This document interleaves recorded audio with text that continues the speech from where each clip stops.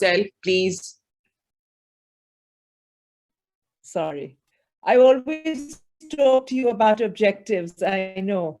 And even Rabia, but I think it's like, when you're an editor, it's just that you ask your reporter or you ask whoever's, sub-editors, what's the objective? Who's the target audience? But anyway, thank you for inviting me today. And thank you also for the opportunity to mentor excellent women like Eamon. And Sidra's presentation and her story also sound excellent. But what I'm really, before I go on about what I want to talk about today, I want to really comment on Eamon's excellent research. And just the way she's, those were slides and she had pointers there. But when she was talking, and I want to go back to what Osama said, that when you're a journalist, you can't be an activist. I beg to differ slightly because of the times we live in. And because I have worked with reporters, and you know when someone is passionate and why they're passionate about a story, perhaps. And if you are passionate about a story and you are interested in a story that you're pursuing, and you've probably chosen it, if you've chosen to investigate it, I think you kind of do a lot of justice to it. And whilst you're doing that, you're collecting the data, you put the information out there. And in many ways, you're answering the question, why is the truth important? Why do journalists need to tell those stories that matter so much, and tell those stories with accuracy? Accuracy means information that you've collected, the investigation you've done, the interviews you've done, the data you've collected. You could have primary research, you could have secondary research, or you could merge them both together. And primary research is so important, not just for journalism, as I've learned, but just along your career trajectory. If you're a journalist, invariably you will research, say, for policy papers later on in life, or for NGOs, or for development, or even for teaching, etc. So I think research in any way or form, when it's authentic, when the truth matters, and when there is information, not misinformation and not disinformation, because that is what not cloud the media landscape. But like your previous speaker spoke, it is, I think that was interesting. It kind of gets into the genetic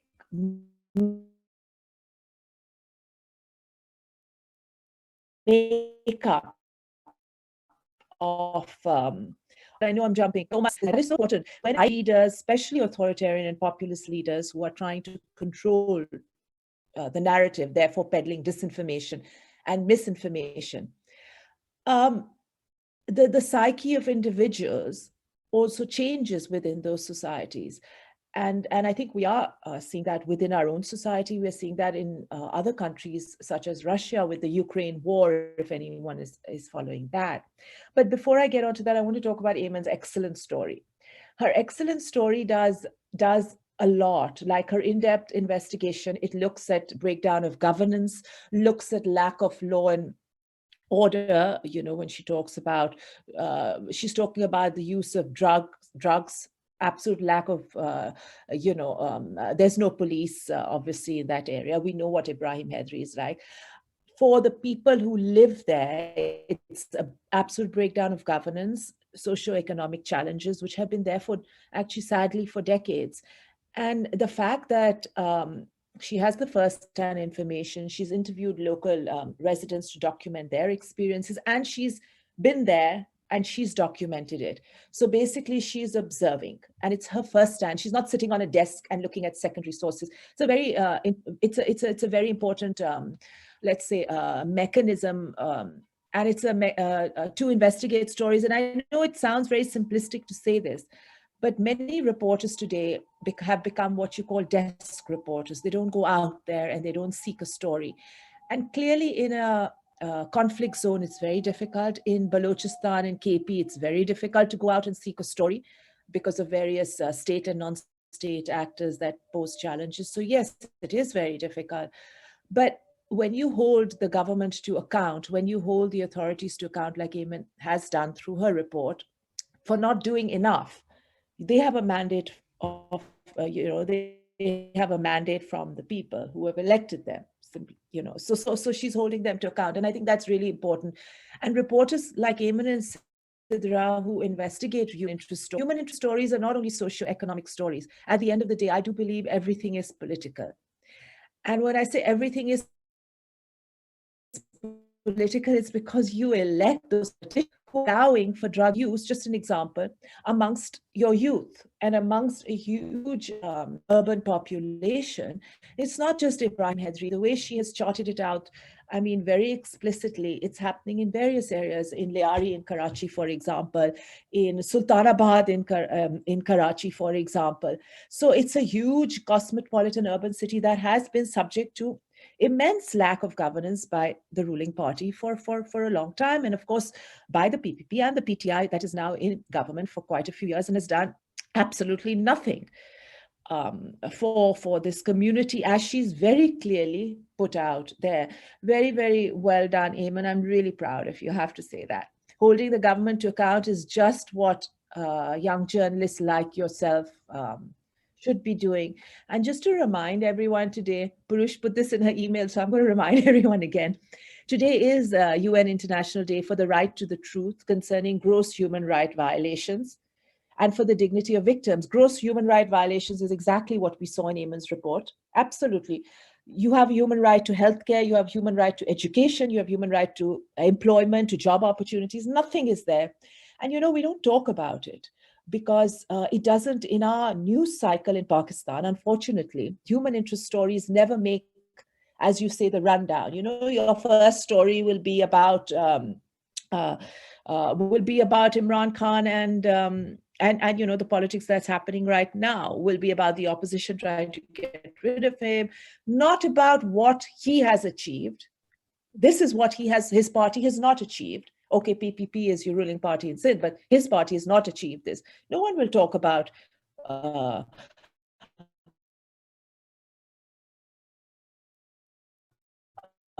Fisher folk community that has been deprived. So at the end of the day, I think these stories should make the top of the rundown at Dawn News. We had just an example. We're very interesting a news editor, and he would allow human interest stories to make it on the top.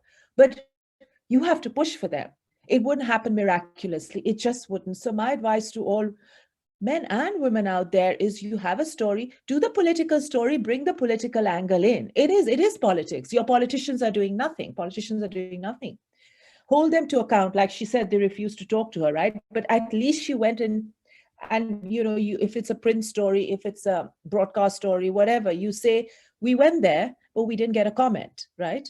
So you did make that effort. You did want to ask them, what are you doing here? And why is the situation as dire as I found it, my firsthand experience as a reporter? Why are these challenges there? Now we're aware more so than ever before. I mean, we heard from two young reporters, very, very brilliant. So we are aware more so than ever that there's an urgent need to reinforce accountability, tolerance, and trust as additional pillars that journalism creates in society.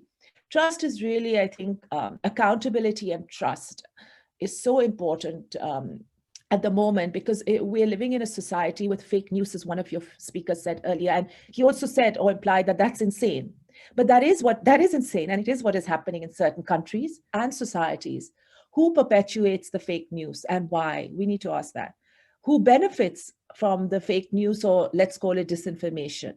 What kind of societies and what kind of leaders allow and support for the disinformation? What kind of political leaders? We just need to look to Pakistan for that. I think we have the answer there. And then interestingly, one of, your speaker said, poverty, insecurity, and a hostile set of neighbors. Very important observation, not just applicable to Pakistan, but applicable even when we look at the war that Russia is waging in Ukraine. Again, poverty in Russia amongst its low to middle class population, authoritarian leader, insecurity, huge economic challenges and insecurity, more so now than ever with the sanctions, and a hostile set of neighbors, a hostile world towards Russia. So Russia is hostile to its neighbors, and now the West is hostile because of the war it's perpetuated on Ukraine. So not only are the Ukrainians being bombed and suffering, and women and children and old people dying, but Russians within their own country. I give this example because it's very much out there in our face right now, and it could happen to any country. Because the truth about gross violations of human rights, grave breaches of international law, we see this happening. It's important to learn about this, important to observe this, because it is investigations and prosecutions as a result of those investigations that reinforce the need for accountability. Hold your governments accountable, hold your politicians accountable. And when there is no accountability, the level of impunity will obviously rise, whether it's state actors or non-state actors. And that I think is something that we have seen. Just to give you an example of a report I worked on recently, and it's accessible on the HRCP website, Human Rights Commission of Pakistan. So being part of the media for over 2 decades, as Osama said, you don't just get the gray hairs, but you even get a bit of the PTSD. And I use PTSD because you have, I think, am I right, a psychiatrist or a psychologist this afternoon. So yeah, I mean, you don't realize as a journalist, whether you're an editor like myself, whether you've been to Afghanistan like myself, you don't realize you suffer from PTSD in many ways, or you have traits of it. I don't know how to put it in proper terminology, but because you see so much suffering and so much deprivation, whether it's poverty, insecurity, lack of healthcare, education, gross violation of rights of women and children, you feel, you become immune to it. Let Ayman work in this profession for another 6 to 8 years and then come back to you, Perush, and say, there are many communities like Ibrahim Hedri and nothing has been done as yet. I mean, I'm just saying that, but you kind of, we worked together many years ago, Perush, and there was a bomb blast, I remember, every Friday, and it just felt like you became immune to it, because you had to sort of report on it, or you had to do breaking news. I mean, the human angle does affect, at least it affects me. So I can't say like Osama, yeah, don't be an activist and don't push that agenda, but believe in something as a journalist. Otherwise, don't go into the profession, because you believe in what you do. You believe in the fact that you're an educationist, for example, or you believe you're a lawyer. You believe in the work you do as a lawyer or a doctor, whatever profession. So you have to believe in something.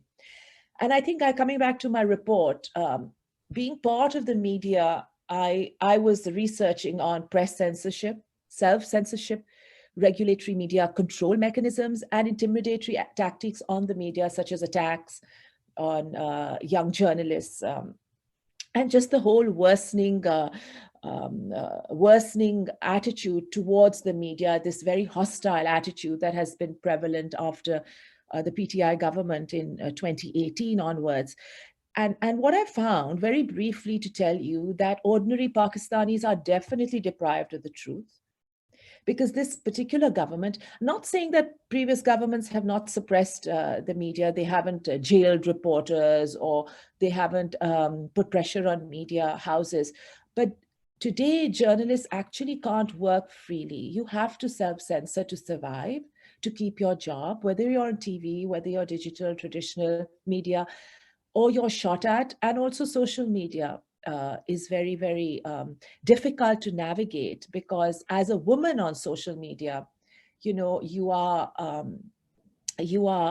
trolled, you are subject to vile abuse, and everyone knows Asma Shirazi, who has been subject to vile abuse, Garida Farooqi, I can name many other women who spoke to me. And what I got from the men and women who spoke to me was that they will still speak out fearlessly, even though young reporters like Asad Tur, if anyone heard of the attack on him last May in Islamabad, he was in his apartment, he'd come back home from work, he lived alone at the time.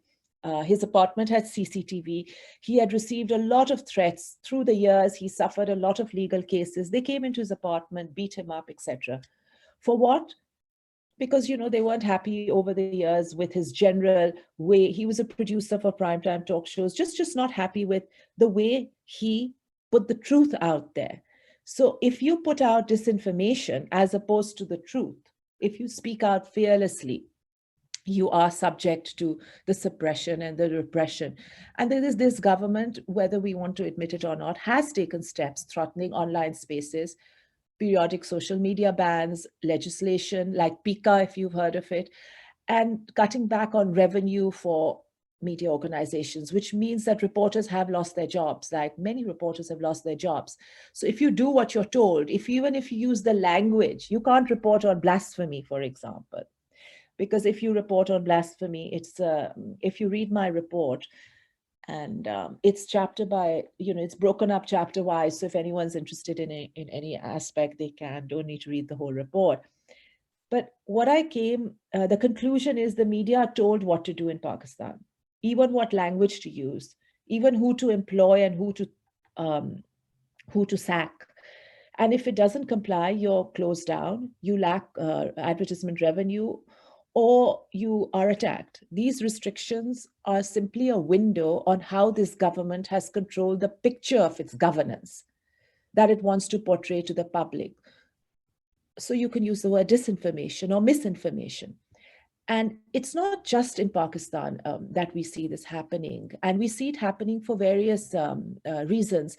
One of I'll tell you about a bureau chief in Peshawar. She's a lady. She's a ARY bureau chief, and she's been a bureau chief in Peshawar. It's very hard to work as a female journalist. And she's worked there for 25 years, been a bureau chief, I think, for over a decade. Farzana Ali is her name. She's traveled to Waziristan to do stories. She has traveled to Afghanistan during the fall of the Ghani government and the Taliban coming in last August.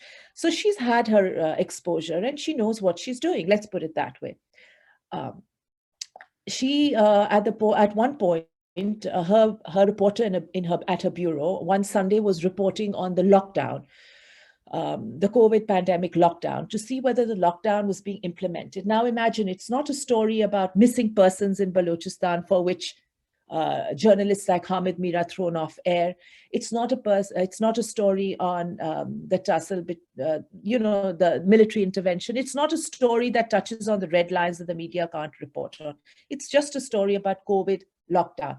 Are the authorities allowing the lockdown to be implemented, or are people flouting the lockdown and everyone is saying, doesn't matter, no one, it's okay. At the height of the epidemic, this was.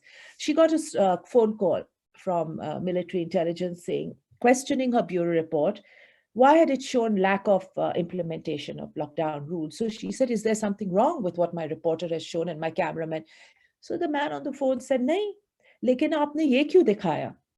ये दिखाने में क्या फायदा है? She said, ये दिखाने में फायदा है कि लॉकडाउन इम्प्लीमेंटेशन नहीं हुआ है, केसेस ज्यादा हो रहे हैं, लोग मर रहे हैं, etc. etc. So he said, ये दिखाने की जरूरत नहीं है. दूसरा, go to another area, show that area, and portray the success stories. So in essence, cover up the truth if you want to stay in your job. So she said to me, we can't report on development in Waziristan. We can't report on foreign policy, Afghanistan, China, India. We can't report on military intervention. We just can't report on issues in KP. We can't report on women's rights. We can't report on what can we report on? Truly, without fear and fairly.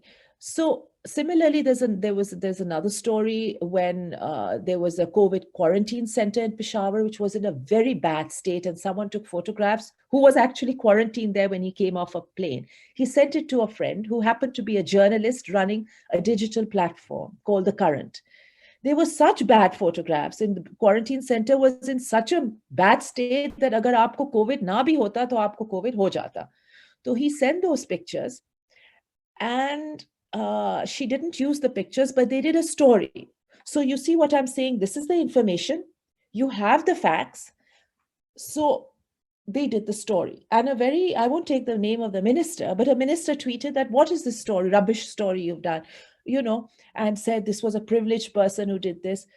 Did not realize that this is the information. The editor said, I have photographs to prove that this quarantine center was in a mess. So when you actually report, you need to have factual evidence, whether it's data, photographic evidence, or live feeds, right? Um, and in a way, the kind of disinformation and control over the media that we see is not just specific to Pakistan. It's specific to any kind of government, for whatever reason they may have. They want to control their information to their public. And you have reasons why you control the information. You control the information because you don't want your public to know. Other than that, you don't want your public in Russia to know that you're killing innocent women and children and old people, and you're bombing schools and maternity clinics and hospitals, so you don't want them to know that. So you conceal that kind of information. And I'm talking about the war in Ukraine at the moment, if anyone is following that. But what has really helped bring that information out to the world today is open source investigation and intelligence that is being shared on Twitter and other social media platforms, and the credibility of voices that are sharing that kind of information. So if they're credible voices sharing that information from well-known politicians globally, you know that the lies, the propaganda, whichever government puts them out, if you are discerning enough, you search for the information and you know that it's too blatant to cover up the lies. And now I have to finish. So I'm going to wrap up by saying that it would be worth thinking about why the truth matters, not just within Pakistan, but globally, what you hear. Because at the end of the day, we don't live in isolation. We have relationships with other global democracies, autocracies. We have relationships with global South, countries in the global South and countries in the global North. So it would be worth thinking why truth matters at this point in political histories of countries, because I think it is information in the public interest, whether it's information regarding healthcare, education, political changes. It keeps audiences informed to make informed decisions. And I think journalism or journalists have that job, and it's a job that does entail a lot, like a huge amount of responsibility. And because it's such an unusual job, this is what a very senior journalist, Mazhar Abbas, said to me recently. He said, we work under great pressure, and he called it a very unusual job, that we need to be protected, and we need to realize that we need to put out the truth. And even if we put out the truth at a huge risk, we can't fudge that kind of information. And that information might get you into trouble. That information might put your organization in a very difficult, challenging position. But don't hide that information. It could be any kind of information significant to the decisions that the public makes, whether it's COVID lockdown information, that talking about the recent past, or whether it's information regarding political happenings at the moment. It's really important. Truth is really important, because if as journalists we have that responsibility, then disinformation will not spread. And keep in mind the reason for spreading. Why does disinformation and who spreads? I think that's really important. So fact checking, they say in Pakistan कि हमारे पास time नहीं है, हमें जल्दी जल्दी stories file करनी है. As an editor, I've been told that we can't fact check. There's been a bomb blast, 10 people have died. How do you know 10 people have died? Has your reporter been to the hospital and checked that 10 bodies have gone out of there, or 10 bodies are in the hospital, or are 8 people dead and 2 are seriously wounded but still alive? There are ethics in journalism. This also goes into a different debate, but that I think is very important. So truth and bringing and making sure that you're not responsible for the disinformation is really important. Thanks for the time, Pirush.